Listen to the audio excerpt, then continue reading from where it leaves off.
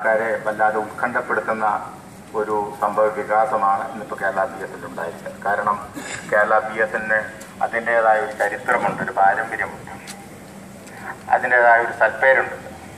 ഇതിലെല്ലാം എടുത്ത് നോക്കിക്കഴിഞ്ഞാൽ ഇപ്പോഴും ലാഭം നേടുന്ന ഒരേ ഒരു സർക്കിൾ കേരള BSL. അങ്ങനെ ലാഭമുണ്ടായത് ഏതെങ്കിലും ഒരു വിദ്വാൻ CGMTയുടെ കസേരയിൽ കയറി ഇരുന്നത് കൊണ്ടല്ല. ഈ സംസ്ഥാനത്തെ മുഴുവൻ ക്ലാസ് 3 ജീവനക്കാരും ക്ലാസ് 4 ജീവനക്കാരും ക്ലാസ് 2 ആയാലും ക്ലാസ് 1 ആയാലും ഉള്ള മുഴുവൻ ആൾക്കാരുടെയും ആത്മാർത്ഥമായ പരിശ്രമത്തിന്റെ ഫലമായിട്ടാണ് എല്ലാ വർഷവും നിരന്തരം ലാഭം കൊയ്യുന്ന ഒരു സർക്കിളായിട്ട് മാറാൻ കേരളത്തിന് കഴിഞ്ഞിട്ടുണ്ട്. അല്ലാതെ ആരെങ്കിലും CGMT ആയിട്ട് വന്ന് ഉത്തരവ് പുറപ്പെടുവിച്ചാൽ ലാഭം ഉണ്ടാക്കാൻ പോകുന്നില്ല. അങ്ങനെയാണെങ്കിൽ മറ്റു സർക്കിളിലൊക്കെ ഇത് ഉണ്ടാവേണ്ടതാണ്. ഈ വിദ്വാൻമാരൊക്കെ മറ്റു പല സർക്കിളിലും ഉണ്ടായിരുന്നു. അവിടേക്ക് എന്തുകൊണ്ട് ലാഭം ഉണ്ടായില്ല? എന്തുകൊണ്ട് കേരളത്തിൽ മാത്രം ലാഭം ഉണ്ടായി? അതിൻ്റെ കാരണമുണ്ട്. അതിൽ ഒരു പങ്ക് വഹിക്കാൻ കഴിഞ്ഞ ഒരാളെന്ന നിലയ്ക്ക് കൂടിയാണ് ഞാൻ പറയുന്നത്. BSL രൂപീകൃതമായതിനു ശേഷം BSL എംപ്ലോയീസ് യൂണിയന്റെ പാർട്ടിയുടെ ക്രൂസൈഡറിന്റെ പ്രാദേശിക സമിതിയിൽ അംഗമായിരുന്നു കൊണ്ട് ഒട്ടേറെ ലേഖനങ്ങൾ ഞാൻ എഴുതിയിട്ടുണ്ട്. സ്വകാര്യവൽക്കരണത്തെ എതിർക്കണമെങ്കിൽ, പരാജയപ്പെടുത്തണമെങ്കിൽ, സ്വകാര്യ കമ്പനികളുടെ ആയിട്ടുള്ള ഈ കോമ്പറ്റീഷനിൽ മത്സരത്തിൽ വിജയിക്കണമെങ്കിൽ ഒരൊറ്റ മാർഗമേ ഉള്ളൂ, BSLനെ ശക്തിപ്പെടുത്തുക, അല്ല വേറൊരു മാർഗവുമില്ല. അതുകൊണ്ട് ആത്മാർത്ഥമായി ജനങ്ങളോട് പ്രതിബദ്ധതയുള്ള ആളുകളെന്ന നിലയ്ക്ക് BSL ജീവനക്കാർ BSLനെ ശക്തിപ്പെടുത്താൻ കൂടുതൽ മെച്ചപ്പെട്ട സർവീസ് ജനങ്ങൾ കൊടുത്തുകൊണ്ട് അവരുടെ പിന്തുണ ആർജിക്കാനുള്ള ഒരു ആഹ്വാനമായിട്ട് രംഗത്തിറങ്ങിയപ്പോൾ അതിന് മുൻപന്തിയിൽ ഞാൻ ഉണ്ടായിരുന്നു. അത് മാത്രമല്ല, കേരളത്തിന് ഇതിൻ്റെ മറ്റൊരു പാരമ്പര്യം കൂടിയുണ്ട്. പൊതുവെ കേരളത്തിലെ ജനങ്ങൾ പൊതുമേഖലയെ സ്വാഗതം ചെയ്യുന്നവരാണ്, സപ്പോർട്ട് ചെയ്യുന്നവരാണ്, മറ്റു സ്ഥലങ്ങളിലെ പോലെയല്ല. അതുകൊണ്ട് തന്നെ കേരളത്തിൽ BSL മൊബൈലുമായിട്ട് രംഗത്ത് വന്ന്, സർവീസുമായിട്ട് രംഗത്ത് വന്നപ്പോൾ ആൾക്കാർ BSLാണ് പ്രിഫർ ചെയ്തത്. അതേതെങ്കിലും CGMTയുടെ മഹത്വമല്ല. ഇന്നിപ്പോൾ CGMT പറഞ്ഞൊരു പ്രധാന പ്രവർത്തിച്ചിരിക്കുന്നു. ഈ വർഷം, കഴിഞ്ഞ സാമ്പത്തിക വർഷം 411 കോടി രൂപയുടെ ലാഭം ഉണ്ടാക്കിയിരിക്കുന്നു. 280 കോടി എന്നുള്ളത് 411 വർദ്ധിച്ചിട്ടുണ്ട്. അത് ഒരു വ്യക്തിയുടെ മഹത്വം മാത്രമല്ല, അദ്ദേഹത്തിൻ്റെതായ കോൺട്രിബ്യൂഷൻ ഉണ്ട്, യാതൊരു സംശയമില്ല, ഞാൻ സമ്മതിക്കുന്നു. പക്ഷേ ഈ സർക്കിളിൽ പണിയെടുക്കുന്ന മുഴുവൻ ആൾക്കാരെ 10-15,000 ആൾക്കാരുടെ മുഴുവൻ സേവനത്തിന് ആത്മാർത്ഥമായ പ്രതിബദ്ധമായ സേവനത്തിന്റെ ഫലമായിട്ടാണ് ലാഭം കൊയ്യാൻ കഴിഞ്ഞിട്ടുള്ളത്. അങ്ങനെയുള്ള സർക്കിളിൽ അസ്വസ്ഥത ഉണ്ടാകുമ്പോൾ സ്വാഭാവികമായിട്ടും ഞങ്ങളെപ്പോൾ ആൾക്കാർക്ക് ഉത്കണ്ഠയുണ്ട്, ആശങ്കയും. ഇതെവിടേക്കാണ് പോകുന്നത്? എന്താണ് ഇതിന്റെ പിന്നിലുള്ളത്? ആരെങ്കിലും അദ്ദേഹത്തിന് പറഞ്ഞ് മനസ്സിലാക്കണം. അദ്ദേഹത്തിന് കേരളത്തിന്റെ പാരമ്പര്യം അറിഞ്ഞുകൂടായിരിക്കാം. കാരണം ആന്ധ്രാപ്രദേശിൽ നിന്ന് ആളാണെന്ന് തോന്നുന്നു. ഒരു പക്ഷേ കേരളത്തിന്റെ പാരമ്പര്യം അദ്ദേഹത്തിന് നന്നായിട്ട് മനസ്സിലാക്കാൻ കഴിഞ്ഞിട്ടില്ല. ചിലർക്ക് അദ്ദേഹം ഒരു മന്ദബുദ്ധിയാണെന്ന് എനിക്ക് തോന്നുന്നില്ല. മഹാബുദ്ധിമാന്മാരുണ്ട്, അങ്ങനെയുണ്ട് ചിലർ. ആര് പറഞ്ഞാൽ കേൾക്കാത്ത മഹാബുദ്ധിമാന്മാരുണ്ട്. പണ്ടത്തെ ഒരു ഉദ്ദണ്ഡ ശാസ്ത്രിയുടെ കഥ നിങ്ങൾക്കറിയാമായിരിക്കാം. എല്ലാവരുമായിട്ട് തർക്കിക്കുന്ന ഉദ്ദണ്ഡ ശാസ്ത്രി. ആരെന്തു പറഞ്ഞാലും എന്നെ എതിർക്കും. അതാണ് ഉദ്ദണ്ഡ ശാസ്ത്രിയുടെ രീതി. കോഴിക്കോട് നമ്പൂതിരി രാജാവിന്റെ പട്ടസ്ഥാനത്ത് അദ്ദേഹം വന്ന് തർക്കിക്കും എല്ലാ വർഷവും. എല്ലാവരും പരാജയപ്പെടും. തർക്കശാസ്ത്ര പണ്ഡിതനാണ് ഉദ്ദണ്ഡ ശാസ്ത്രി എന്ന് പറഞ്ഞാൽ. ഉദ്ദണ്ഡ ശാസ്ത്രി എന്ന മഹാനായ ആന വരുന്നു, ബാക്കിയുള്ളവരൊക്കെ മാറിക്കോളൂ എന്ന് പറയുന്ന കാലമായിരുന്നു. എല്ലാവർക്കും പേടിയായിരുന്നു. എന്തു വേണേലും തർക്കത്തിൽ അദ്ദേഹം രീതി അതാണ്. എതിർഭാഗത്തിരിക്കുന്ന സാമൂതിരി നടുക്കിരിക്കും, അപ്പുറം വരെ ഉദ്ദണ്ഡ ശാസ്ത്രി, ഇപ്പുറത്ത് വേറെ ആൾ തർക്കം. എതിർഭാഗത്തിരിക്കുന്നവിടെ എന്തെങ്കിലും ഒരു പ്രസ്താവന പുറപ്പെടുവിച്ചോളൂ എന്ന് സംസ്കൃതത്തിലാണ്. എന്തു പറഞ്ഞാലും അതിനെ എതിർക്കും. ഇപ്പൊ പകലാണെന്ന് പറഞ്ഞാലല്ല, രാത്രിയാണ് ഉദ്ദണ്ഡ ശാസ്ത്രി തർക്കിച്ച് തെളിയിക്കും. രാത്രിയാണെന്ന് പറഞ്ഞാൽ പകലാണ് തെളിയിക്കും. വടക്കാണെന്ന് പറഞ്ഞാൽ തെക്കാണ് തെളിയിക്കും. കിഴക്കാണെന്ന് പറഞ്ഞാൽ പടിഞ്ഞാറാണ്. ഇതാണ് ഉദ്ദണ്ഡ ശാസ്ത്രിയുടെ തർക്കത്തിന്റെ രീതി. അങ്ങനെ എല്ലാവരെയും തോൽപ്പിച്ചാണ് ഉദ്ദണ്ഡ ശാസ്ത്രി കോഴിക്കോട് എത്തിയത്. പഴയ കഥയാണ്. അദ്ദേഹത്തെ നേരിടാൻ കാക്കശ്ശേരി പട്ടേജി എന്ന് പറയുന്ന ചെറിയൊരു പയ്യനെ വിളിക്കുന്നു, 25 വയസ്സുള്ളത്. പതിവ് പോലെ നിലവിള കൊളുത്തിയിരുന്നു. ഉദ്ദണ്ഡ ശാസ്ത്രി ഒരു പ്രസ്താവന നടത്തിക്കോളൂ, ഞാൻ തെളിയിക്കാം തെറ്റാണ്. കാക്കശ്ശേരി പട്ടതിരി വളരെ ഭവ്യതയോടുകൂടി പറഞ്ഞു, ശാസ്ത്രികളെ, തവ മാതാ പതിവ്രത, അങ്ങയുടെ അമ്മ പതിവ്രതയാണ്. അതാണ് പ്രസ്താവന. അത് ശാസ്ത്രിക്ക് ജയിക്കണമെങ്കിൽ തന്റെ അമ്മ പതിവ്രത അല്ലാന്ന് തെളിയിക്കണം. പതിവ്രതയാണെന്ന് സമ്മതിച്ചാൽ തർക്കത്തിൽ ആദ്യമായിട്ട് തോറ്റു പോവുകയാണ് ചെയ്യുന്നത്. അതാണ് ഉദ്ദണ്ഡ ശാസ്ത്രിയുടെ രീതി. അമ്മാതിരി ഉദ്ദണ്ഡ ശാസ്ത്രികളുടെ പുതിയ ജന്മങ്ങൾ ഒരുപാട് ഉണ്ടായി വരുന്നുണ്ട്. എന്ത് പറഞ്ഞാലും കേൾക്കില്ല, ആര് പറഞ്ഞാലും കേൾക്കില്ല, ആര് പറഞ്ഞാൽ സമ്മതിക്കില്ല. ഞാൻ പറഞ്ഞതാണ് ശരി, അത് മാത്രം മറ്റുള്ളവർ അംഗീകരിക്കണമെന്ന് വാശി പിടിക്കുന്ന മഹാവിദ്വാൻമാരുണ്ട്. ബുദ്ധിമാന്മാരാണ്, മന്ദബുദ്ധിയല്ല. അവരാണ് കൂടുതൽ കുഴപ്പക്കാർ. മന്ദബുദ്ധികളെ ചിലത് പറഞ്ഞാൽ മനസ്സിലാക്കാൻ പറ്റും. ഈ മഹാബുദ്ധികളെ പറഞ്ഞു മനസ്സിലാക്കാൻ ഇത്തിരി ബുദ്ധിമുട്ടാണ്. ഇവിടെ എന്തിനാണത് ഇതിൽ ഇറങ്ങി പുറപ്പെടുന്നത് എനിക്ക് അറിഞ്ഞുകൂടാ. ഇങ്ങനെ ഒരു ഡിസ്റ്റർബൻസ് ഉണ്ടാക്കി എന്തിനാണെന്ന് അറിഞ്ഞുകൂടാ. സ്ഥലം മാറ്റത്തിന് മാനദണ്ഡങ്ങളുണ്ട്, നിയമങ്ങളുണ്ട്, ചില നടപടിക്രമങ്ങളുണ്ട്. അതൊക്കെ പാലിച്ചുകൊണ്ട് സ്ഥലം മാറ്റിയാൽ ആരും എതിർക്കാൻ ഒരു സംഘടന എതിർക്കാൻ പോകുന്നില്ല. സർവീസിനെ മെച്ചപ്പെടുത്താൻ വേണ്ടി അത്തരം ചില നടപടികൾ സ്വീകരിച്ചാൽ ആരും ഇതിനെ എതിർക്കാൻ പോകുന്നില്ല. പക്ഷെ ഇതെല്ലാം കാറ്റിൽ പറത്തിക്കൊണ്ട് എൻ്റെ ഇഷ്ടാനിഷ്ടങ്ങൾക്കനുസരിച്ച് ഞാൻ ചെയ്യുക എന്ന് പറഞ്ഞാൽ ആ ഏകാധിപത്യത്തെ ചെറുത്തിട്ടുള്ള പാരമ്പര്യമേ കേരളത്തിനുള്ളൂ. അദ്ദേഹത്തിനോട് പറഞ്ഞു കൊടുക്കണം. അദ്ദേഹത്തിന്റെ പ്രസംഗം അല്ലെങ്കിൽ മറ്റാരുടെ പ്രസംഗമൊക്കെ ഇവിടെ റെക്കോർഡ് ചെയ്ത് അദ്ദേഹത്തെ കേൾപ്പിക്കാനിരിക്കുന്ന വിദ്വാന്മാരവിടെ ഉണ്ടാവും.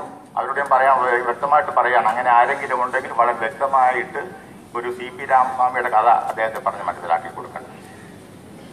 CP രാമസ്വാമി കേരളത്തിലെ ജനങ്ങൾക്കെതിരായ സമരം പ്രഖ്യാപിച്ച ആളാണ്. പോലീസിനെ ഉപയോഗിച്ച്, പട്ടാളത്തെ ഉപയോഗിച്ച് എല്ലാത്തിനും അടിച്ചമർത്തിയ ആളാണ് CP രാമസ്വാമി. ആ CP രാമസ്വാമി അവസാനം ഒരുപാട് നടപടികൾ സ്വീകരിച്ചു. സ്വാതന്ത്ര്യ സമരകാലത്ത് പിന്നീട് മുഖ്യമന്ത്രിയായ C കേശവൻ കോടഞ്ചേരിയിൽ പ്രസംഗിക്കാൻ പോയപ്പോൾ CP രാമസ്വാമി പോലീസിനെ പറഞ്ഞയച്ചു മൈക്ക് ഉപയോഗിക്കാൻ സമയം. അന്ന് മൈക്കില്ല ഇതുപോലെയൊന്നും. അന്ന് കോളാമ്പി ഉപയോഗിച്ചിട്ടാണ് സംസാരിക്കുക. കോളാമ്പി പോലും പിടിച്ചെടുത്തു, ശബ്ദ മലിനീകരണം എന്ന് പറഞ്ഞിട്ട് കോളാമ്പി മാറ്റി പിടിച്ചെടുത്തോണ്ട് പോയി. അവസാനം C കേശവൻ തൊണ്ട പൊട്ടി പ്രസംഗിച്ചു ആയിരക്കണക്കിന് ആൾക്കാരോട്. അത് കഴിഞ്ഞപ്പോൾ അപ്പോഴും C കേശവനെ തോൽപ്പിക്കാൻ കഴിഞ്ഞില്ല. പിന്നെ CP രാമസ്വാമി കണ്ട വിദ്യ, C കേശവൻ കോഴിയെ മോഷ്ടിച്ചു എന്നൊരു കേസുണ്ടാക്കി, പോലീസ് കേസ്, കള്ളക്കേസ്. മുഖ്യമന്ത്രി ആയ ആളാണ്. അവിടെ കോഴഞ്ചേരിയുള്ള ആരുടെ കോഴിയെ മോഷ്ടിച്ചു എന്നൊരു കേസ് ചാർജ് ചെയ്തിട്ട് C കേശവനെ അറസ്റ്റ് ചെയ്തുകൊണ്ട് പോയി എന്നാണ് കഥ. പക്ഷെ ആ CP രാമസ്വാമി അവസാനം, ഞാൻ പറയട്ടെ, ഒരു ജൂലൈ മാസത്തിലാണ് 1947 ജൂലൈ മാസം 25-ാം തീയതി ഇവിടെ സംഗീത കോളേജിന്റെ അവിടെ പാട്ട് കേട്ട് മൈക്ക് വെച്ച് പാട്ട് പാടും സംഗീത കച്ചേരി കേൾക്കാൻ പോയ CP രാമസ്വാമി മൂക്കിനും വെട്ടേറ്റ് മുറിവ് തലപ്പാവഴിച്ച് മൂക്കം പൊത്തിപ്പിടിച്ചിട്ടാണ് തഞ്ചാവൂരിലേക്ക് ഓടിപ്പോയത്. ആ കഥയും അദ്ദേഹത്തിന്റെ വല്ല അനുചരന്മാരും ഉണ്ടെങ്കിൽ അത് നന്നായിട്ട് എഴുതി ശ്രീമാൻ റാവുവിനെ പറഞ്ഞ് ഏൽപ്പിച്ചു കൊടുക്കണം. അദ്ദേഹത്തിന് അറിയില്ലായിരിക്കാം. അതാണ് കേരളത്തിന്റെ പാരമ്പര്യം. അതുപോലെ ഞാൻ NFPTയുടെ സംസ്ഥാന കൺവീനറായിരിക്കുന്ന കാലത്താണ് നൂറുകണക്കിന് ആയിരക്കണക്കിന് ആൾക്കാരെ ട്രാൻസ്ഫർ ചെയ്ത്. CM ചീഫനായിരുന്നു മന്ത്രി. ശ്രീമതി ഇന്ദിരാഗാന്ധിയുടെ എല്ലാ അനുഗ്രഹ ആശംസകളുമായിട്ടാണ് CM ചീഫൻ അന്ന് മന്ത്രിസ്ഥാനത്ത് കയറി വന്നത്. തലങ്കം വിലയ്ക്കും ആൾക്കാർ ട്രാൻസ്ഫർ ചെയ്ത് കേരളത്തിൽ, റൊട്ടേഷൻ ട്രാൻസ്ഫർ എന്ന് പറഞ്ഞിട്ട് മര്യാദ പഠിപ്പിക്കാനായിട്ട്. അതിനെതിരായ പ്രക്ഷോഭണം നടത്തിയപ്പോൾ ആ പ്രക്ഷോഭണ കാലത്ത് ഞാൻ NFPTയുടെ സംസ്ഥാന കോർഡിനേഷൻ കമ്മിറ്റി കൺവീനറായി. അവസാനം 17 ദിവസം സമരം നടത്തി. ഞങ്ങൾ ഒരിക്കലും പിന്നോട്ട് പോയില്ല. എങ്ങനെയെങ്കിലും ചർച്ച ചെയ്ത് പ്രശ്നം തീർത്തേക്കുമെന്ന് CM ഉദ്യോഗസ്ഥന്മാരോട് ആവശ്യപ്പെട്ടു. അങ്ങനെ ഡൽഹിയിലേക്ക് ഞങ്ങളെ ചർച്ചയ്ക്ക് വിളിച്ചു. ഡൽഹി ചർച്ച നടത്തിയ പ്രക്ഷോഭണം അവസാനിപ്പിച്ചു. ഒരുപാട് സസ്പെൻസിൽ പോയി. ഒരുപാട് പേരെ ദൂരസ്ഥലങ്ങളിലേക്ക് ട്രാൻസ്ഫർ, എല്ലാവരും തിരിച്ചു വന്നു. ഒരു ഒറ്റ പൊട്ടി പോലും അവശേഷിക്കുക മുഴുവൻ ആൾക്കാരെ തിരിച്ചു കൊണ്ടുവന്ന ശേഷമാണ് ആ പ്രക്ഷോഭണം അവസാനിപ്പിച്ചത്. അതും കേരളത്തിന്റെ പാരമ്പര്യമാണ്. കേരളത്തിലെ കമ്പിത്തപ്പാ തൊഴിലാളികളുടെ പാരമ്പര്യമാണ്. ടെലികോം ജീവനക്കാരുടെ പാരമ്പര്യമാണ്. അതും ശ്രീമാൻ M.S. റാവു മനസ്സിലാക്കുന്നത് നല്ലതായിരിക്കുമെന്ന് മാത്രമേ ഞാൻ പറയുന്നുള്ളൂ. പഴയ രീതിയിൽ വാക്കുകൾ ഉപയോഗിക്കാൻ എനിക്ക് സാധിക്കില്ല. കാരണം 70 വയസ്സായി. അതിൻ്റെ പക്വത എനിക്കുണ്ട്. അതുകൊണ്ടാണ് പലപ്പോഴും മറന്നുപോയിട്ടൊന്നുമല്ല, വാക്കുകൾക്ക് ക്ഷാമം ഉണ്ടായിട്ടല്ല, അതൊക്കെ ഉപയോഗിക്കുന്നത് ഈ പ്രായത്തിൽ അത്ര നല്ലതല്ല തോന്നിയത് കൊണ്ടാണ് ഞാനിതൊരു മര്യാദയ്ക്ക് സംസാരിക്കുന്നത്. ആ കാര്യങ്ങളൊക്കെ മനസ്സിലാക്കണം. അതുപോലെ എത്രയോ അനുഭവങ്ങളുണ്ട് കേരളത്തിൽ. ഇതെല്ലാം കഴിഞ്ഞിട്ടാണ് നമ്മൾക്ക് ഇവിടെ ഈ സ്ഥലത്ത് എത്തിയിരിക്കുന്നത്. ഇപ്പോൾ ഈ സർവീസ് നന്നാക്കിയത് നമ്മുടെ പ്രതിബദ്ധത കൊണ്ട് മാത്രമാണ്, അല്ലാതെ ആരെങ്കിലും ഭയപ്പെട്ടിട്ടല്ല, ട്രാൻസ്ഫർ ഉണ്ടാകുന്ന ഭയപ്പെട്ടിട്ടല്ല. ഇപ്പോഴും എനിക്ക് ഒട്ടും ഭയമില്ല അതിനെപ്പറ്റി സംസാരം. കാരണം ട്രാൻസ്ഫർ ഇപ്പം എന്നോട് പ്രയോഗിക്കാൻ പറ്റില്ലല്ലോ, റിട്ടയർ ചെയ്തതിന് ശേഷം. കൊണ്ട് ആ തരത്തിൽ ഭയം ഉണ്ടായിട്ടല്ല. എനിക്കങ്ങനെ ആരെയും ഭയവുമില്ല. കാര്യങ്ങൾ നേരിട്ട് തുറന്ന് പറയുകയാണ്. അദ്ദേഹം ചർച്ചയ്ക്ക് വിളിക്കണം നേതാക്കന്മാരെ. പ്രശ്നം എന്താണെന്ന് മനസ്സിലാക്കണം, അതിന് പരിഹാരം ഉണ്ടാക്കണം. എന്ത് അസസ്മെന്റാണ് നടത്തുന്നത് എനിക്കറിഞ്ഞുകൂടാ. ഒരു ഡിവിഷനിലെ സ്റ്റാഫ് സർപ്ലസ് ആണോ ഡെഫിസിറ്റ് ആണോ എന്ന് കണ്ടുപിടിക്കാൻ ചില നിയമങ്ങളില്ലേ, ചില കാൽക്കുലേഷൻസ് ഇല്ലേ, അതിന് അസസ് ചെയ്യാനുള്ള സംവിധാനങ്ങളില്ലേ. ഈ ഒരു വർഷം കണ്ണൂർ ജില്ലയിലെ സ്റ്റാഫ് കൂടുതൽ കുറവാണ്, അതുകൊണ്ട് ആളുകളെ പുറത്തുനിന്ന് കൊണ്ടിരുന്നു. അടുത്ത കൊല്ലം പറയാണ് കൂടുതലാണ്, അതുകൊണ്ട് എല്ലാവരും തിരിച്ചയക്കുന്നു എന്ന് പറഞ്ഞാൽ അങ്ങനെ ഒരു ഏർപ്പാടുണ്ടോ? ആ ചില സംവിധാനങ്ങളുണ്ട്. ആ നടപടിക്കൊക്കെ എല്ലാവർക്കും ബാധകമാണ്. അത് CGMTക്കും ബാധകമാണ്, ജനമാനേജർക്കും ബാധകമാണ്. ഇപ്പം അദ്ദേഹത്തിന്റെ പണി ഇവിടെ കുത്തിരി ജനമാനേജരോട് GM മുതൽ TM വരെയുള്ള എല്ലാവരെയും ട്രാൻസ്ഫർ ചെയ്യണം അദ്ദേഹത്തിന്റെ പണി. ഇപ്പോൾ എനിക്ക് തോന്നുന്നു CGMTക്ക് വേറെ യാതൊരു പണിയില്ലെന്ന് തോന്നുന്നത്. എന്നാൽ പിന്നെ ഇങ്ങനെ CGMT ആവശ്യമുണ്ടോ? സർപ്ലസ് ആണ് CGMT ഇവിടെ. ഇവിടെ മാലിന്യത്തിന് ഇവിടെ മാറ്റിയാണത്. ഒരുപാട് മാലിന്യങ്ങൾ നമ്മുടെ രാജ്യത്തുണ്ട്. ഈ മാലിന്യത്തിനെ കേരളത്തിന് എടുത്ത് വേറെ ഏതെങ്കിലും മാറ്റിക്കൊണ്ട് പോകുന്നതായിരിക്കും നല്ലത്. കാരണം ഈ പണി ഒരു AGM ചെയ്യാവുന്നതേ ഉള്ളൂ, ട്രാൻസ്ഫറൊക്കെ. അത് CGMD നേരിട്ട് ചെയ്യേണ്ട വല്ല കാര്യമുണ്ടോ? അപ്പോൾ CGMDയുടെ സ്ഥാനത്തിരുന്നു കൊണ്ട് അത് ദുർവ്യയം ചെയ്തുകൊണ്ടിരിക്കുകയാണ്, വേസ്റ്റാക്കിയാണ് CGMDയുടെ സ്ഥാനം. അതുകൊണ്ടാണ് ഞാൻ പറഞ്ഞത് സർപ്ലസ് ആണ്. CGMDയുടെ ആവശ്യമില്ല, ഇങ്ങനെ CGMDയുടെ ആവശ്യമില്ല കേരളത്തിൽ. ഇതന്നെ നടന്നിട്ടുണ്ട്. ഇതെല്ലാവരും ഒരുപാട് വികസനം രാജ്യത്തുണ്ടായിട്ടുണ്ട്. ഇത്രയൊന്നും GN-മാനേജർമാരുണ്ടായിരുന്നില്ല, ഇത്രയൊന്നും PGMs ഉണ്ടാകാത്തൊരു കാലഘട്ടത്തിലും കേരളത്തിലെ ടെലികോം വികസിച്ചുകൊണ്ടേ ഇരുന്നിട്ടുണ്ട്. അപ്പം അതുകൊണ്ട് ഈ മാലിന്യത്തെ എങ്ങനെയെങ്കിലും കഴിയുന്നിടത്തോളം ഇവിടെ നേരത്തെ എടുത്തുകൊണ്ട് പോകണം, വേറെ എവിടെയെങ്കിലും കൊണ്ട് സ്ഥാപിക്കണം. വേറെ സ്ഥലങ്ങളുണ്ട് നമ്മുടെ രാജ്യത്ത്, ഞാൻ അധികം പറയാതിരിക്കുക നല്ലത്. UP ഉണ്ട്, രാജസ്ഥാനിലൊക്കെ ഉണ്ട്. ഞാൻ ഡൽഹിയിൽ ഒരുപാട് കാലം പണിയെടുത്ത ആളാണ്, യൂണിയൻ്റെ അഖിലേന്ത്യാ നേതൃത്വത്തിൽ ഇരുന്നുകൊണ്ട്. പല സ്ഥലത്തുള്ള കഥകൾ എനിക്ക് നന്നായിട്ട് അറിയാം. ഡൽഹിയിലൊക്കെ പോയ ഇത്തരം സാധനങ്ങളെ കൈകാര്യം ചെയ്യാൻ വേറെ രീതിയുണ്ട്. അവർക്ക് കമ്പൽ പരേഡുണ്ട്, കമ്പിളി പരേഡ്. കമ്പൽ എന്ന് പറഞ്ഞാൽ കംപ്ലീറ്റ് എന്നാണ്. അത് ഇങ്ങനെയുള്ള സാധനങ്ങളൊക്കെ സ്റ്റെപ്പ് ഇറങ്ങി പോകുമ്പോൾ പെട്ടെന്ന് മുകളിൽ നിന്ന് ഒരു കമ്പിളി എടുത്തെറിയും തലയിലേക്ക്. അത് മാറ്റുന്നതിനിടയ്ക്ക് അടി 4 ഭാഗത്ത് അടിയും ചവിട്ടുമായി. അതാണ് കമ്പൽ പരേഡ് എന്ന് പറയുന്ന ഏർപ്പാട്. കമ്പൽ പരേഡ് മിക്കവാറും എല്ലാം സ്ഥലം വിട്ടുണ്ടാവും. കേരളത്തിൽ നമ്മൾ ആ പണിക്കൊന്നും പോകാറില്ല. വളരെ സംസ്കാര സമ്പന്നമായ സമരം നടത്തിയ പാരമ്പര്യം നമുക്കുള്ളത്. അല്ലാതെ ഗുണ്ടായിസം എന്നൊരു പരിപാടി നമുക്കില്ല. അതുകൊണ്ടാണ് നിങ്ങൾക്ക് ഇവിടെ ഇരിക്കുന്നത്. അല്ലെങ്കിൽ ഇതിനു മുമ്പ് തീർക്കാവുന്ന കാര്യങ്ങളാണ് ഇതൊക്കെ സംഗതി. അത് നമ്മൾ ചെയ്യാറില്ല. അങ്ങനെയുള്ള സ്ഥലത്തേക്ക് പറഞ്ഞയക്കാണ്ട് ഇവർക്ക് വളരെ വേഗം മര്യാദ പഠിക്കും. ഒരു പ്രശ്നം ഉണ്ടാവില്ല അവിടെ. എന്തിനു വേണ്ടിയിട്ടാണ് ഇത് ചെയ്യുന്നത്? സർക്കിൾ നന്നാക്കാൻ വേണ്ടിയിട്ടാണോ? നന്നായിരിക്കുന്ന സർക്കിളിനെ ഇനിയും നന്നാക്കാനാണോ? എന്നാൽ പിന്നെ മറ്റു സർക്കിൾ നന്നാക്കിക്കൂടെ ഇവർ പോയിട്ട്? ഒന്നും ചെയ്യില്ല. ഇതൊക്കെ കള്ള നാണയങ്ങളാണ്. ആട്ടിൻ്റെ തോലിട്ടത് ചെന്നായികളെ മാതിരി വികസനത്തെക്കുറിച്ച്, കാര്യക്ഷമതയെക്കുറിച്ച് ഇവരൊക്കെ പ്രസംഗിച്ചുകൊണ്ടിരിക്കും. എനിക്ക് ഓർമ്മയുണ്ട്, 2000-ാണെന്ന് തോന്നുന്നു, ഇൻഡോറിലെ ഒരു മീറ്റിംഗ് കൺവെൻഷൻ സംസാരിച്ചുകൊണ്ടിരിക്കുകയാണ് ഈ വികസനത്തിൻ്റെ കാര്യം, സർവീസ് കാര്യക്ഷമത വർദ്ധിപ്പിച്ചതിനെക്കുറിച്ച് കൺവെൻഷൻ. അപ്പോൾ അവിടുത്തെ ഒരു ജനമാനേജർ വന്ന് ഗംഭീരമായ പ്രസംഗം നടത്തുകയാണ്. പാർത്തിരിക്കുന്ന DGM എന്നോട് പറഞ്ഞു, ഇവനാണ് ഏറ്റവും വലിയ കള്ളൻ. കാരണം അവിടെയാണ് ഈ റിലയൻസുകാരൻ ആദ്യം CDMA സർവീസ് തുടങ്ങിയത് ഇൻഡോറിൽ. അതിനെ പരാജയപ്പെടുത്താൻ അന്നത്തെ DOT ആയോന്ന് സംശയമുണ്ട്. നമ്മൾ ഒരു 25 ടവേഴ്സ് ഇറക്ട് ചെയ്യണം എന്ന് പറഞ്ഞൊരു പ്രപ്പോസൽ അയച്ചിട്ട് 6 മാസമായിട്ട് ആ ഫയൽ വെച്ചുകൊണ്ടിരിക്കുക. ഇതുവരെ സാങ്ഷൻ ആക്കിയിട്ടില്ല. സാങ്ഷൻ ആക്കിയാൽ അവർക്ക് ബുദ്ധിമുട്ടാണ് റിലയൻസുകാരന്. അതുകൊണ്ട് അയാൾ സാങ്ഷൻ ആക്കില്ല. എന്നിട്ടാണ് അയാൾ നമ്മുടെ കാര്യക്ഷമതയെക്കുറിച്ച് സംസാരിച്ചുകൊണ്ടിരിക്കുന്നത് എന്ന് പറയുന്നത്. അയാൾ പിന്നീട് പ്രൊമോഷൻ കിട്ടി DDG ആയി ഡൽഹിയിൽ ഡയറക്ടർ അഡ്വൈസറായിട്ടാണ് റിട്ടയർ ചെയ്തത് ആ GM. അന്നും അയാൾ ഇങ്ങനെ കാര്യക്ഷമതയെക്കുറിച്ച് പ്രസംഗിച്ചുകൊണ്ടിരിക്കും. ആ വിധാനം ഒരു ഫെബ്രുവരി മാസം അവസാനം ട്രെയിനിങ്ങിന് പോയി ഫ്രാൻസിൽ, അൽക്കാട്ടിൻ്റെ ട്രെയിനിങ്. അതിന് മാർച്ച് 28 തിരിച്ചു വന്നു. 29-ഉം 30-ഉം പണിയെടുത്ത് 31 റിട്ടയർ ചെയ്ത് പോവുകയും ചെയ്തു. ഞാൻ അന്ന് ചെന്നു 31 അയാളെടുത്ത്, സാർ എന്തിനു വേണ്ടി ട്രെയിനിങ്ങിന് പോയത്? ആർക്ക് വേണ്ടി ട്രെയിനിങ് പോയി? സാർ ട്രെയിനിങ് 2 ദിവസമേ ഉള്ളൂ, സർവീസുള്ളൂ. ഈ ട്രെയിനിങ് കൊണ്ട് എന്തെങ്കിലും പ്രയോജനം? ലക്ഷക്കണക്കിന് രൂപ കമ്പനി ചിലവാക്കി, അല്ലെങ്കിൽ ഡിപ്പാർട്ട്മെൻറ്റ് ചിലവാക്കി. ആർക്ക് വേണ്ടി? അതിന് മറുപടി ഉണ്ടായിരുന്നില്ല. പക്ഷേ അയാൾ പോയത് അംബാനിയുടെ കമ്പനിയിലേക്കാണ് റിട്ടയർ ചെയ്ത് പിറ്റേ ദിവസം. അവർക്ക് ആ കമ്പനിക്ക് പ്രയോജനം കിട്ടി, ട്രെയിനിങ്ങിൻ്റെ പ്രയോജനം. അല്ലെങ്കിൽ എന്തൊക്കെ ബുദ്ധി ഉണ്ടായിട്ടുണ്ടെങ്കിൽ, ടെക്നോളജി കിട്ടിയിട്ടുണ്ടെങ്കിൽ അതിൻ്റെ പ്രയോജനം പ്രൈവറ്റ് കമ്പനിക്കാണ്. ഇമാതിരി ഉദ്യോഗന്മാർ വന്ന് പ്രസംഗിക്കും നമ്മളെ പറ്റി, നമ്മളോട് കാര്യക്ഷമത വർദ്ധിപ്പിക്കണോ ഒക്കെ. ഇതൊന്നും കാര്യക്ഷമത വർദ്ധിപ്പിക്കാൻ വേണ്ടിയിട്ടല്ല. പണിയെടുക്കാതിരുന്നാൽ കാശ് കിട്ടുന്നവർക്ക് നന്നായിട്ട് അറിയാം.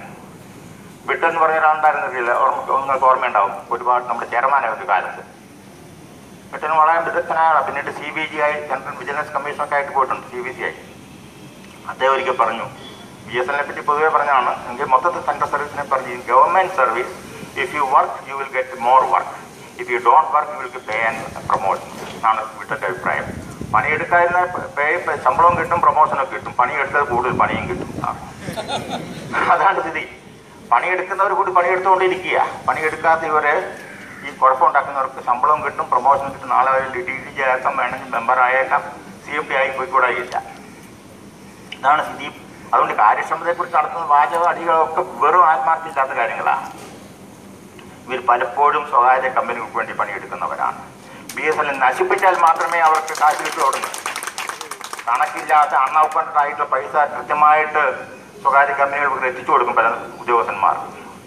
സർവീസിൽ ഇത്തരം സൗകര്യങ്ങളെല്ലാം ചെയ്ത് കൊടുത്തിട്ട് കമ്പനികൾക്ക് വേണ്ടി എല്ലാം ഏർപ്പാട് ചെയ്തിട്ട് റിട്ടയർ ചെയ്യുന്നതിന് പിറ്റേ ദിവസം ആ കമ്പനികളിൽ പോയി ജോയിൻ ചെയ്യും കൺസൾട്ടൻ്റായിട്ട്.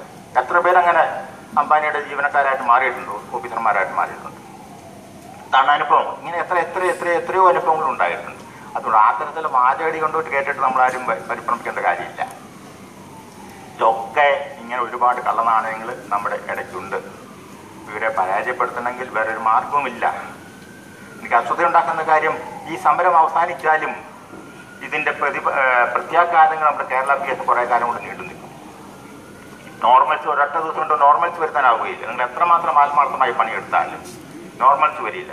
അതുകൊണ്ട് കഴിയുന്നിടത്തോളം സമരം നീട്ടിക്കൊണ്ട് പോകാതെ എത്രയും നേരത്തെ ഇത് അവസാനിക്കുന്നു അത്രയും നല്ലത് PS-നെ സംബന്ധിച്ചിടത്തോളം, കേരള സർക്കാരിനെ സംബന്ധിച്ചിടത്തോളം, ജനങ്ങളെ സംബന്ധിച്ചിടത്തോളം. അതുകൊണ്ടാണ് PS അച്യുതാനന്ദനെപ്പോഴും ആൾക്കാർ ഇവിടെ വന്ന് സംസാരിച്ചത്. അല്ല സംഘടനാപരമായിട്ട് എന്തെങ്കിലും ബാധ്യത ഉണ്ടായതുകൊണ്ടല്ല. അവരൊക്കെ ഈ രാജ്യത്ത് ജനങ്ങൾക്ക് വേണ്ടി പ്രക്ഷോഭം നടത്തിയവരാണ്, ഒരുപാട് ത്യാഗങ്ങൾ അനുഭവിച്ചവരാണ്. ഞാൻ നേരത്തെ പറഞ്ഞ സർട്ടിഫിക്കറ്റ് അയച്ച പോലീസ് 2 പോലീസുകാർ കാലിന് മേലെ കയറി നിന്ന് 4 പോലീസുകാർ ചൂരൽ കൊണ്ട് 3 തുടർച്ചയായിട്ട് അടിച്ച് പോലീസുകാരെ ക്ഷീണിച്ചതിൽ അച്യുതാനന്ദന്റെ കാലിൽ ക്ഷീണിച്ചില്ല, അച്യുതാനന്ദന്റെ മനസ്സും ക്ഷീണിച്ചിട്ടുണ്ടായിരുന്നില്ല. അതാണ് അച്യുതാനന്ദൻ. അച്യുതാനന്ദനെ നിങ്ങളെ സപ്പോർട്ട് ചെയ്യാൻ ഇവിടെ വന്നത്. അത്തരം ത്യാഗങ്ങളൊക്കെ അനുഭവിച്ച് കയറി വന്ന നേതാക്കന്മാർ ഇവിടെ വന്ന് സംസാരിക്കുമ്പോൾ അതിനൊരു അർത്ഥമുണ്ട്. അത് ഇവിടുത്തെ CGMT മനസ്സിലാക്കാൻ നന്നായിട്ട് നിങ്ങൾ താഴെയെല്ലാം പിന്തുണേണ്ടെന്ന് അദ്ദേഹം തിരിച്ചറിയണം. ഞങ്ങൾ വന്നിരിക്കുന്നതും ഞങ്ങളുടെ രക്തവും ഞങ്ങളുടെ വേർപ്പും ഈ PS വളർച്ചപ്പെടുത്തുന്ന ഞങ്ങൾക്കുണ്ടായിട്ടുണ്ട്. അതുകൊണ്ട് തന്നെയാണ് നശിപ്പവും നമുക്ക് ഞങ്ങൾക്ക് താല്പര്യമില്ല. ഞങ്ങൾക്ക് ദുഃഖമുണ്ട്. ഇത് തകരാറാകാൻ പാടില്ല, തടരാൻ പാടില്ലാത്ത സ്ഥാനമാണ്. ഒരിക്കലും തടരാൻ പാടില്ല, തകരാൻ പാടില്ലാത്ത ഒരു സ്ഥാപനമായിട്ട് നമ്മൾ വളർത്തിയെടുക്കണമെന്നാണ് എൻ്റെ ആഗ്രഹം. അതുകൊണ്ട് ഞങ്ങളൊക്കെ പെൻഷൻകാർ നിങ്ങളുടെ അടുത്തേക്ക് വന്നിരിക്കുന്നു. നിങ്ങൾ വിളിക്കാതെ വരാൻ കാരണം കൊണ്ട് തന്നെയാണ്. അതുകൊണ്ട് ഈ PS-നെ ശക്തിപ്പെടുത്തണം, അത് കൂടുതൽ കാര്യക്ഷമമാക്കണം, രാജ്യത്ത് ജനങ്ങളെ പ്രയോജനം ഉണ്ടാക്കണം, സ്വകാര്യ കമ്പനികളെ പരാജയപ്പെടുത്തി. ഇതിനു വേണ്ടിയിട്ട് ഞങ്ങളൊക്കെ രംഗത്ത് നിൽക്കുന്നത്. ആ സ്വകാര്യ കമ്പനികൾക്കെതിരായിട്ട് പ്രക്ഷോഭം എന്ന് പറഞ്ഞ നിസ്സാരമായ പ്രക്ഷോഭമല്ല. എല്ലാ തലത്തിലും സ്വകാര്യ കമ്പനികളുടെ ആൾക്കാരുണ്ട്. അതുകൊണ്ട് ഇതൊരു ട്രാൻസ്പെറന്റ് പ്രശ്നം മാത്രമല്ല, മറ്റ് പല കാര്യങ്ങളും ഇതിനകത്ത് നിങ്ങൾ ഉന്നയിച്ചിട്ടുണ്ട്. ഇതിനെ സംബന്ധിച്ച് നിങ്ങളുടെ ജനറൽ സെക്രട്ടറി ഒരു കത്ത് കൊടുത്തതായിട്ട് ഞാൻ കാണുന്നുണ്ട്. തീർച്ചയായും പുതിയ CMD അത് പരിഗണിക്കും, പ്രശ്ന പരിഹാരത്തിന് ചർച്ചയ്ക്ക് വിളിക്കും. ചർച്ച ചെയ്യുന്ന ഞാൻ പ്രതീക്ഷിക്കുന്ന വിളിക്കണമെന്നാണ് ആഗ്രഹം. പക്ഷേ ദൗർഭാഗ്യം എന്ന് പറയട്ടെ, ഇപ്പോൾ എല്ലാം ടെമ്പററിയാണ്. നമ്മുടെ BSNL-ആയാലും കേന്ദ്ര സർവീസിൽ CMD റിട്ടയർ ചെയ്ത് പോയി, ഉപാധ്യായ പകരാളെ നിയമിച്ചിട്ടില്ല.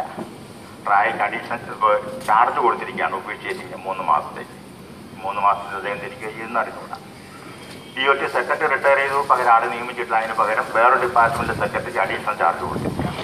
മന്ത്രി പറയും ഞാനും അധികം ദിവസം ഇവിടെ ഉണ്ടാവില്ല, വേറെ പോയേക്കും എന്നാണ് മന്ത്രി. അദ്ദേഹം ടെമ്പററി ആണ് മന്ത്രി. ഇതാണിപ്പോൾ സ്ഥിതി. സംഗതി ആർക്കൊരു ഉത്തരവാദിത്വം ഇല്ലാത്തൊരവസ്ഥ വന്നിരിക്കുകയാണ്. അപ്പം ഇതിനെ നന്നാക്കണമെങ്കിൽ ഇപ്പം ആര് വിചാരിച്ചെന്നാകും? പ്രധാനമന്ത്രി നേരിട്ട് പോകാൻ പറ്റുമോ എല്ലാ കാര്യത്തിലും?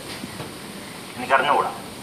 ഇപ്പം ആർക്ക് വേണ്ടി നിൽക്കുന്ന സ്വകാര്യ കമ്പനികൾക്ക് വേണ്ടി എല്ലാം ഇപ്പോൾ ഭരിക്കുന്ന പാർട്ടികൾ മാറും, പക്ഷെ ഭരിക്കുന്നത് അംബാനിയും അഡാനിയും ഒക്കെയാണ്. അതാണ് സത്യം. അവരെ മാറ്റി വരുന്നില്ല. ഗവൺമെന്റ് മാറും, പ്രധാനമന്ത്രിമാരും വരും, മന്ത്രിമാർ മാറിക്കൊണ്ടിരിക്കും. പക്ഷേ യഥാർത്ഥത്തിൽ പറഞ്ഞു നടത്തുന്നത് അംബാനിമാരും അഡാനിമാരുമാണ് നമ്മുടെ രാജ്യം. അവർ സ്വകാര്യവൽക്കരണത്തിന് ആൾക്കാർ, സ്വകാര്യ കമ്പനിയുടെ ആൾക്കാരാണ്. സ്വകാര്യ സ്ഥാപനങ്ങളെ രക്ഷിക്കാൻ നടത്തുന്നവരാണ്. പൊതുമേഖലയെ തകർക്കാൻ വേണ്ടി ശ്രമിക്കുന്നവരാണ് നമ്മുടെ രാജ്യം ഭരിച്ചുകൊണ്ടിരിക്കുന്നത്. അവരുടെ മുമ്പിലാണ് നിങ്ങൾ നിരാകരണ സജ്ജാകരവുമായി ഇരിക്കുന്നത്. പക്ഷേ ഇവിടുത്തെ ഉത്തരവാദിത്തമുള്ള CGMTക്ക് വേറെ കുറെ കൂടെ കാര്യക്ഷമമായി പ്രവർത്തിക്കാൻ കഴിയും. അദ്ദേഹം ചുവരിട്ട് വായിക്കണം. അത് മനസ്സിലാക്കിക്കൊണ്ട് നിങ്ങളുടെ നേതാക്കന്മാർ ചർച്ചയ്ക്ക് വിളിച്ചിട്ട് പരിഹരിക്കാവുന്ന പ്രശ്നങ്ങളേ ഉള്ളൂ. വലിയ പ്രശ്നങ്ങളൊന്നുമില്ല. ഇത് ഒരു ദിവസം ചർച്ചയ്ക്ക് വിളിച്ച് തീർക്കാവുന്ന കാര്യങ്ങൾ മാത്രമേ ഉള്ളൂ. അതിന് പകരം ഈ രംഗത്ത് വളരെ വിന്റേജ് പൊസിഷനിൽ ഇരിക്കുന്നവരാണ് SD-മാരും DE-മാരും ഒക്കെ. അങ്ങനെയുള്ള ആൾക്കാരെ സമരത്തിലേക്ക്, നിരന്തരമായ സമരത്തിലേക്ക് തള്ളിവിട്ടാൽ കേരള BS തകരും. അത് സ്വകാര്യ കമ്പനികൾക്ക് മാത്രമേ ലാഭമുണ്ടാക്കുക. അതാണ് സോമസുന്ദർ റാവുവിൻ്റെയൊക്കെ ലക്ഷ്യമെങ്കിൽ ഇന്ന് എനിക്കൊന്നും പറയാനില്ല. അത് കേരളത്തിലെ ജനങ്ങൾ പരാജയപ്പെടുത്തും. അത് തിരിച്ചറിയും കേരളത്തിലെ ജനങ്ങൾ. ആ രാഷ്ട്രീയ ബോധം കേരളത്തിലെ ജനങ്ങൾക്കുണ്ട്. നേരത്തെ സൂചിപ്പിച്ചല്ലോ, കോളാമ്പി വെച്ച് സംസാരിക്കാൻ പോലും അനുവദിക്കാതെ CP രാമസ്വാമിയുടെ കഥ. ഇവിടെ ഞാൻ കേട്ടത് പൊല്യൂഷൻ കൺട്രോൾ ബോർഡിനെ വിളിച്ചു എന്നാണ്. ചരിത്രത്തിൽ ആദ്യമായിട്ടാണ് ആളുകൾ മുദ്രാവാക്യങ്ങൾ വിളിക്കുമ്പോൾ അത് അളക്കാനായിട്ട് ആളുകൾ വിളിച്ചുകൊണ്ടുവരും ശബ്ദത്തിന്റെ. കേരള ചരിത്രത്തിൽ ഇന്നേവരും ഉണ്ടായിട്ടില്ല. ഒരുപാട് നേതാക്കൾ ഇവിടെ ആൾക്കാരെ ഭരിച്ചിട്ടുണ്ട്. ഞാൻ കൺവീനറായിരിക്കുന്ന കാലത്ത് ഒരു റാവു വന്നിരുന്നു. ഇപ്പോൾ റാവു ഉണ്ടല്ലേ? അതൊന്നും ഒരു റാവു വന്നിരുന്നു. ഒരാഴ്ച ഉണ്ടായിരുന്നുള്ളൂ. തിങ്കളാഴ്ച ഏതൊരു പ്രശ്നം സംസാരിക്കാൻ ചെന്നപ്പോൾ അദ്ദേഹം പറഞ്ഞു ഞാൻ ഇന്ന് കാണില്ല. You have to come on Thursday.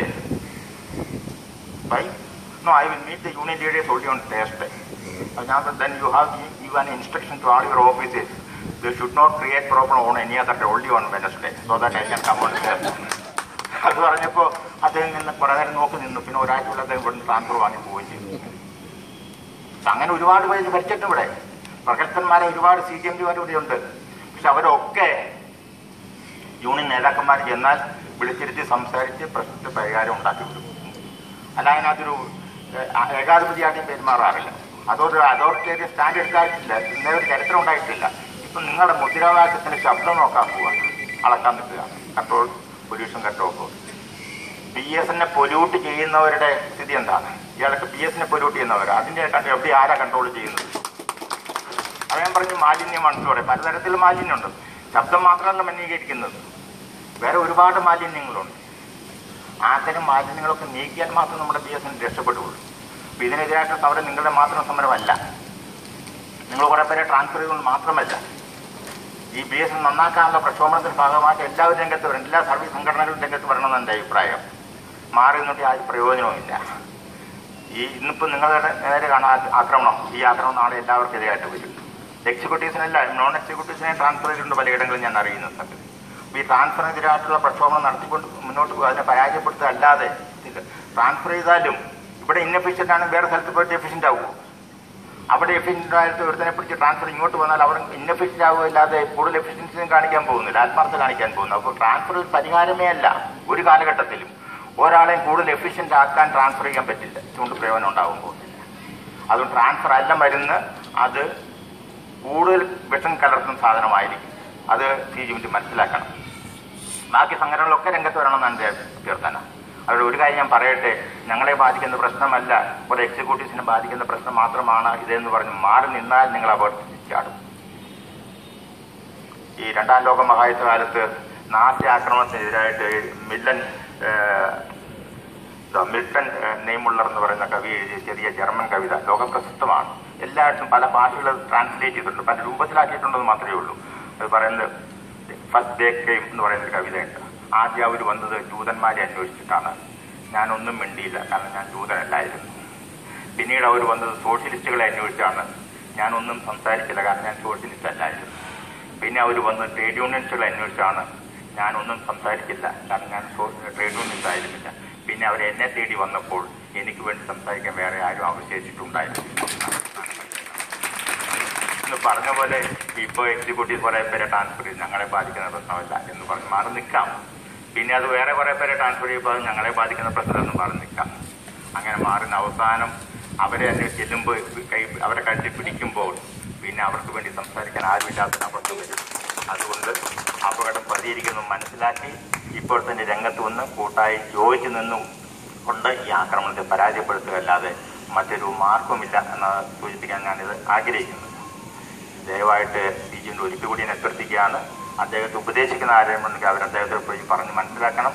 കേരളത്തിൽ ഈ രീതിയിൽ ഏകാധിപത്യ പ്രവണത കാണിച്ചുകൊണ്ട് ഭരിക്കാൻ ആർക്കും സാധിച്ചിട്ടില്ല ഇന്നേ വരെ. ചരിത്രം അതാണ് തെളിയിക്കുന്നത്. അത് രാഷ്ട്രീയത്തിലായാലും ഭരണത്തിൻ്റെ കാര്യത്തിലായാലും BSന്റെ കാര്യത്തിലായാലും CNTയിലായാലും ഒരുപാട് സമരങ്ങൾ ഇവിടെ നടത്തിയിട്ട് കോമ്പൗണ്ട് ഇതൊക്കെ ഒരുപാട് പേര് മുദ്രാവാക്യം പിടിച്ചിട്ടുണ്ട്. മൈക്കില്ലാതെ മുദ്രാവാക്യം പിടിച്ച് പാരമ്പര്യമുള്ളവരാണ് നമ്മളൊക്കെ. ഈ മൈക്കൊന്നും ആവശ്യമില്ല സംസാരിക്കാൻ. ഈ പ്രായം 70-ാമത്തെ വയസ്സിൽ പോലും മൈക്കില്ലാതെ ഞാൻ സംസാരിക്കും വേണമെങ്കിൽ. അത് ആവശ്യം വന്നാൽ മൈക്കൊരു ഉപകരണമാണെന്ന് മാത്രമേ ഉള്ളൂ. എൻ്റെ ശബ്ദത്തിൻ്റെ അളവ് നോക്കാൻ പോയാൽ ഇതിനൊക്കെ കൂടുതൽ വിവർത്തി സംസാരിക്കാൻ എനിക്ക് സാധിക്കും. അതുകൊണ്ട് ഇത് കൺട്രോൾ ബോർഡ്, പൊല്യൂഷൻ കൺട്രോൾ ബോർഡിനെ വിളിക്കരുത്. അതുകൊണ്ട് ഈ പൊല്യൂഷനെ ഇവിടുന്ന് കഴിയുന്നത്തുള്ള അവസാനിപ്പിക്കണം. കമ്പൻ പരേഡിനോ എന്ത് പരേഡിന് വേണം ഐക്യം വേണം. അതിന് ഇപ്പോഴത്തെ CMD ശ്രീമാൻ AN റായ് തയ്യാറാവണമെന്ന് അദ്ദേഹത്തോട് അഭ്യർത്ഥിക്കുകയാണ്. ഞങ്ങൾ BS പെൻഷൻകാരുടെ സംഘടന ചെറിയ സംഘടനയല്ല. ഇന്ത്യയിലെ ഏറ്റവും വലിയ സംഘടനയാണ് BS പെൻഷൻകാരുടെ സംഘടനയാണ് ആൾ ഇന്ത്യ BS പെൻഷൻ അസോസിയേഷൻ. ഇവിടെ കേരളത്തിൽ തന്നെ 4700 മെമ്പർമാർ, തിരുവനന്തപുരം ജില്ലയിൽ 1000 മെമ്പർമാരാകാൻ പോകുന്ന സംഘടനയാണ്. ഞങ്ങൾ റിട്ടയർഡാണ്, ടയേർഡല്ല. സംശയമൊന്നും വേണ്ട. ഇപ്പോഴും നെഞ്ചില് പോരാട്ടത്തിന്റെ വീര്യം കത്തിക്കൊണ്ടിരിക്കുന്നവരാണ് ഞങ്ങൾ. വേണ്ടി വന്ന രംഗത്തിറങ്ങാൻ ഞങ്ങൾക്ക് യാതൊരു മടിയില്ല. വയസ്സായ ആൾക്കാരെ ഞങ്ങളോട് വരാൻ പറയരുത്, നിങ്ങൾ നിർബന്ധിക്കരുതെന്ന് മാത്രം ശ്രീമാൻ സോമസുന്ദര റാവു തന്ന MS റാവു, മടിരാജ റാവു, ഒരു മടിരാജനാണ്. മടിരാജനായാലും വേണ്ടില്ല. അദ്ദേഹത്തോട് അഭ്യർത്ഥിക്കുകയാണ്